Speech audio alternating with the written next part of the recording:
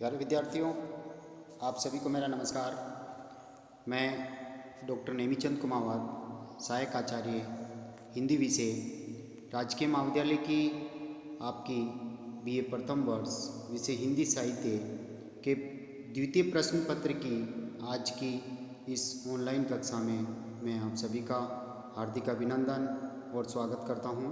प्यारे विद्यार्थियों, पिछली जो आपकी ऑनलाइन कक्षाएं हुई थी, लगभग 14-15 कक्षाएं, उन कक्षाओं में मैंने जो आपका 40 अंकों का जो पाठ्यक्रम था हिंदी भाषा विज्ञान, जिसमें हिंदी भाषा का उद्भव और विकास से संबंधित प्राचीन आर्य भाषाएं, मध्यकालीन आर्य भाषाएं, आधुनिक आर्य भाषाएं और हिंदी की जो 5 उपभाषाएं हैं, पश्चिमी हिंदी, पूर्वी हिंदी, मगही, ये राजस्थानी और पहाड़ी और बिहारी, इन 5 उपभाषाओं की 18 जो उपबोलियाँ हैं उनके ऊपर भी मैंने आपको विस्तार से पढ़ाया है। और जो एक 20 अंकों का जो अलग से एक प्रश्न बनता है, अवधी भाषा, ब्रज भाषा और राजस्थानी भाषा के उद्भव, विकास, इनकी प्रमुख बोलियाँ और भाषा वैज्ञानिक विशेषताओं से संबंधित, तो ये समग्र जो 40 अंकों का जो भाषा विज्ञान का पाठ्यक्रम था, ये पिछली ऑनलाइन कक्षाओं में हम पढ़ चुके हैं। और अब जो आपके इस द्वितीय प्रश्न पत्र में 5 ही प्रश्न आते हैं मुख्य परीक्षा में, और वो प्रत्येक प्रश्न 20 अंकों का होता है। तो 60 अंकों का आपके हिंदी साहित्य का संक्षिप्त इतिहास है, जिसको आज हम आरंभ करने जा रहे हैं। और आज की इस ऑनलाइन कक्षा में मैं आपके समक्ष लेकर आया हूँ हिंदी साहित्य के इतिहास का काल विभाजन। यह अति महत्वपूर्ण प्रश्न है और मॉडल आंसर हमने इसका जो बनाया हुआ है वो मैं आज आपके समक्ष लेकर के आया हूँ। और इस काल विभाजन के इस प्रश्न का जो PDF नोट्स हैं वो मैंने आपके व्हाट्सएप ग्रुप पर शेयर कर दिया है, आप वहाँ से भी इसको अच्छी तरह से पढ़ सकते हैं। साथ ही ये जो वीडियोज बन रहे हैं हम कॉलेज के YouTube चैनल पर भी अपलोड कर रहे हैं, वहाँ से भी आप इनको अच्छी तरह से सुन सकते हैं, पढ़ सकते हैं, अपना अध्ययन कर सकते हैं। तो आइए विद्यार्थियों, हम शुरू करते हैं।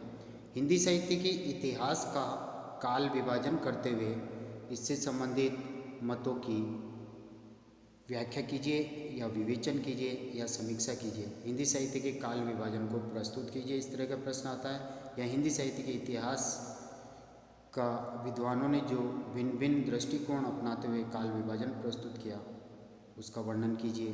तो इस तरह का ये प्रश्न बनता है और हम इसको आरंभ करने जा रहे हैं। देखिए, साहित्य जो शब्द है उसका अर्थ अत्यंत व्यापक है, क्योंकि इसमें गद्य और पद्य दोनों में रचित समस्त सामग्री समाहित हो जाती है। काव्य हैं, नाटक, उपन्यास, कहानी, निबंध, समीक्षा आदि समस्त विधाओं में रचित साहित्य को जब एक विशेष प्रकार के ऐतिहासिक अनुक्रम से विवेचित किया जाता है तो उसे साहित्य का इतिहास कहते हैं। इसमें सभी कालों में रचित काव्य कृतियों, समीक्षात्मक ग्रंथों और उन प्रवृत्तियों तथा सामयिक परिस्थितियों की विवेचना की जाती है जिनकी पृष्ठभूमि में साहित्यिक कृतियों और इन विविध रचनाओं की सृजना होती है। काल विभाजन के उपरांत प्रत्येक काल की रचनाओं, विशेषताओं और साहित्यकारों का सरलता से अध्ययन किया जा सकता है, इसलिए काल विभाजन होना अनिवार्य है। और हिंदी साहित्य के इतिहास ग्रंथ कई रूप में हमारे सामने आते हैं और उन सभी इतिहास ग्रंथों में अलग अलग दृष्टिकोणों को अपनाते हुए विद्वानों ने, इतिहासकारों ने अपना काल विभाजन प्रस्तुत किया है। तो काल विभाजन यदि सही दृष्टिकोण, वैज्ञानिक दृष्टिकोण अपना करके यदि किया हुआ हो, किसी साहित्य का काल विभाजन या अन्य कोई काल विभाजन, तो सरलता से उस काल की रचनाओं, विशेषताओं और साहित्यकारों का अध्ययन आसानी से किया जा सकता है। इतिहास लेखन की जो परंपरा है, हम थोड़ा सा उस पर दृष्टिपात करते हैं। इतिहास लेखन की परंपरा का श्री गणेश मध्यकाल से ही शुरू हो गया था, लेकिन उसे व्यवस्थित क्रम से नियोजित करने का सही प्रयास आधुनिक काल में ही हुआ है। प्यारे विद्यार्थियों, इतिहास लेखन की परंपरा का श्री गणेश मध्यकाल से शुरू हो गया था, लेकिन उसे व्यवस्थित क्रम में नियोजित करने का सही प्रयास आधुनिक काल में ही हुआ। अनेक विद्वानों ने अपने अपने दृष्टिकोण से काल निर्धारण का प्रयास किया। हिंदी साहित्य का आरंभ संवत 1050 विक्रमी से होता है। लगभग 1000 वर्ष की इस दीर्घ समयावधि में अनेक साहित्यकार, कवि और लेखक के रूप में हुए हैं। इतिहास लेखन के इस कार्य में विभिन्न कालों के अंतःसाक्ष्य तथा बाह्य साक्ष्य की सामग्री ने बड़ा योगदान दिया। जैसे भक्ति काल से संबंधित आधारभूत ग्रंथों में 84 वैष्णवन की वार्ता और 252 वैष्णवन की वार्ता, भक्तमाल, गुरु ग्रंथ साहिब, भक्त नामावली, कविमाला, कालिदास हजारा, गोसाई चरित, संतवाणी संग्रह आदि संदर्भ ग्रंथ गिने जाते हैं, जिन्हें भक्तिकालीन साहित्य के अनेक कृतिकारों का जिनमें जीवन परिचय उपलब्ध होता है। और ये छोटे छोटे ग्रंथ हैं जिन्हें हिंदी साहित्य का इतिहास तो नहीं कह सकते, लेकिन इतिहास लेखन का छोटे छोटे प्रयास इनमें जरूर दिखाई देता है। इस प्रकार बाह्य सामग्री के अंतर्गत प्रचुर सामग्री राजकीय, सार्वजनिक एवं व्यक्तिगत शोध संस्थानों में भरी पड़ी है, जिनका आधार ग्रहण कर अनेक छोटे बड़े ग्रंथ लिखे गए हैं। शोध दृष्टि का विकास दिनों दिन हो रहा है, जिससे इतिहास लेखन का ये कार्य निरंतर आगे बढ़ता जा रहा है। आज तक हिंदी साहित्य के संक्षिप्त, सुबोध और परिचयात्मक इतिहास ग्रंथों से लेकर बृहद श्रेणी के ग्रंथ भी लिखे गए हैं। काल विभाजन के जो प्रमुख आधार हैं उनके ऊपर भी हम हल्का सा प्रकाश डाल रहे हैं। यहाँ पर देखिए, काल विभाजन और नामकरण साहित्य के इतिहास में अत्यंत महत्वपूर्ण स्थान रखते हैं। सामान्यतः काल विभाजन के 6 आधार माने गए हैं, जो इस प्रकार हैं। 6 विभाजन में से जो 6 आधार हैं उनमें से पहला आधार आपके सामने ये हैं। ऐतिहासिक काल क्रम के अनुसार नामकरण करना, जैसे आदिकाल, भक्ति काल, संक्रांति काल और आधुनिक काल। दूसरा जो आधार है वो है शासक और उसके शासन काल के आधार पर नामकरण, जैसे एलिजाबेथ युग, विक्टोरिया युग और मराठा युग। इसी तरह से तीसरा जो आधार है वो है लोकनायक और उसके प्रभाव के आधार पर नामकरण, जैसे चैतन्य काल बंगला साहित्य में, गांधी युग गुजरात में, चैतन्य काल जैसे बांग्लादेश में, पश्चिम बंगाल, और गांधी युग गुजरात में, गुजराती भाषा का, इस तरह से। और चौथा आधार है हिंदी के प्रमुख रचनाकार और उसके प्रभाव के आधार पर भी नामकरण किए जा सकते हैं, जैसे रविंद्र युग रविंद्रनाथ टैगोर जी के नाम पर, भारतेंदु युग भारतेंदु हरिश्चंद्र जी के नाम पर, द्विवेदी युग महावीर प्रसाद द्विवेदी जी के नाम पर।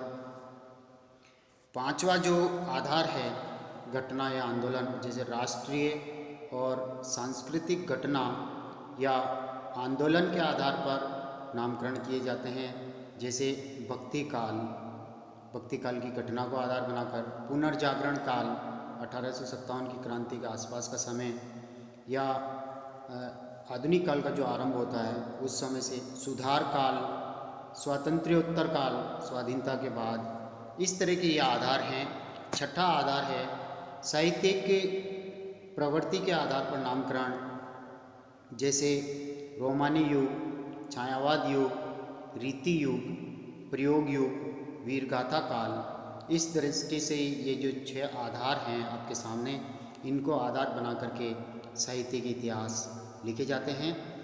और इस प्रकार काल विभाजन के आधार, कर्ता, प्रवृत्ति, विकासवादिता आदि कुछ भी हो, किंतु किसी एक आधार को सर्व स्वीकृति की श्रेणी में नहीं रखा जा सकता। अतः काल विभाजन में समन्वित पद्धति को काम में लेना अधिक सुविधाजनक है।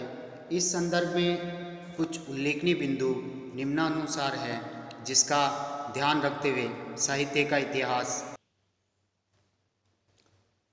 प्यारे विद्यार्थियों, इस संदर्भ में उल्लेखनीय बिंदु जो निम्नानुसार है, उसमें पहला देखिए, काल विभाजन साहित्यिक प्रवृत्तियों की समानता के आधार पर होना चाहिए। साहित्यिक प्रवृत्तियाँ उस काल की, उस कालखंड में समाहित होनी चाहिए। दूसरा महत्वपूर्ण बिंदु है, कालों का नामकरण यथासंभव मूल चेतना यानी प्रधान प्रवृत्ति उस कालखंड की क्या है को आधार बना करके करना चाहिए। तीसरा महत्वपूर्ण बिंदु है युगों का यानी कालों का जो सीमांकन है वो मूल प्रवृत्तियों के आरंभ और समापन के अनुसार होना चाहिए, यानी उस कालखंड में उस प्रवृत्ति का आरंभ होना चाहिए और उसी कालखंड में उस प्रवृत्ति का समापन भी होना चाहिए, वह उस कालखंड की सीमा में समाहित होनी चाहिए। चौथा जो महत्वपूर्ण बिंदु है वो है उस काल की मूल प्रवृत्ति का निर्धारण। मूल प्रवृत्ति का निर्धारण प्रमुख ग्रंथों के आधार पर करना चाहिए कि उस काल में प्रमुख ग्रंथ कौन से थे जिसके आधार पर वह नामकरण किया गया। तो उस नामकरण के आधार पर उस काल की प्रमुख प्रवृत्ति उभर करके सामने आनी चाहिए और उस काल का प्रमुख कवि, प्रतिनिधि कवि भी उभर करके सामने आना चाहिए। तत्कालीन परिस्थितियों को भी ध्यान में रखते हुए काल विभाजन किया जाता है। तत्कालीन महिमामयी व्यक्तित्व को ध्यान में रख के भी काल विभाजन किया जाता है। तो हिंदी के जो प्रमुख इतिहासकारों द्वारा किए गए जो काल विभाजन हैं उन पर हम अब दृष्टिपात करने जा रहे हैं। आप देखिए, हिंदी के प्रमुख इतिहासकारों द्वारा किए गए काल विभाजन का मुख्य लक्ष्य इतिहास की विभिन्न परिस्थितियों के संदर्भ में उसकी घटनाओं और प्रवृत्तियों के विकास क्रम को स्पष्ट करना होता है। डॉक्टर गणपति चंद्र गुप्त जी ने इस संदर्भ में लिखा है, साहित्य की अंतर्निहित चेतना के क्रमिक विकास, उसकी परंपराओं के उत्थान पतन एवं उसकी विभिन्न प्रवृत्तियों के दिशा परिवर्तन आदि के काल क्रम को स्पष्ट करना ही काल विभाजन का लक्ष्य होता है, अन्यथा उसकी कोई उपयोगिता नहीं है। ये बड़ा इम्पोर्टेंट कथन है गणपति चंद्र गुप्त जी का, इसको आप याद कर लें। हिंदी साहित्य के इतिहास का काल विभाजन करने का जो सर्वप्रथम प्रयास हुआ था, उन विद्वानों में डॉक्टर गिरियर्सन, मिश्र बंधु, आचार्य रामचंद्र शुक्ल, डॉक्टर गणपति चंद्र गुप्त आदि विद्वानों ने अपने अपने दृष्टिकोणों से हिंदी साहित्य के इतिहास का काल विभाजन प्रस्तुत किया। अतः क्रमिक रूप से इन विद्वानों द्वारा किए गए काल विभाजनों को प्रस्तुत किया जा सकता है। और यहाँ मैं इस प्रश्न के उत्तर में इन विद्वानों के द्वारा जो काल विभाजन हुआ उन सभी को यहाँ प्रस्तुत करते हुए इन सभी की हम समीक्षा करेंगे।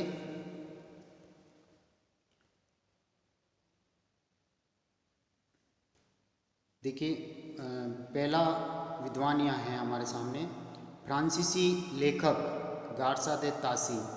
ये पहले विद्वान हैं जिन्होंने हिंदी साहित्य के इतिहास का काल विभाजन करने का प्रयास किया। तो प्यारे विद्यार्थियों, हम आज की इस ऑनलाइन कक्षा को यहीं समाप्त करते हैं। अगली जो ऑनलाइन कक्षा हमारी आरंभ होगी वो इन प्रमुख विद्वानों के द्वारा किए गए काल विभाजन से हम आरंभ करेंगे। आज की जो ऑनलाइन कक्षा हिंदी साहित्य के इतिहास के काल विभाजन के कौन कौन से मूल आधार हो सकते हैं, किन किन बातों का हमें ध्यान रखना चाहिए, इतिहास क्या है, इतिहास किसे कहते हैं, कालखंड में क्या सामग्री समाहित होती है, किस आधार पर कालों का नामकरण और विभाजन होता है, इस पर हमने आज फोकस किया है, आज विस्तार से प्रकाश डाला है। अगली जो ऑनलाइन कक्षा होगी उसको हम इसी बिंदु से आरंभ करेंगे ताकि एक ही धारा प्रवाह में आप इसको अच्छी तरह से याद कर सकते हैं, अच्छी तरह से पढ़ सकते हैं और समझ सकते हैं। जय हिंद, जय भारत।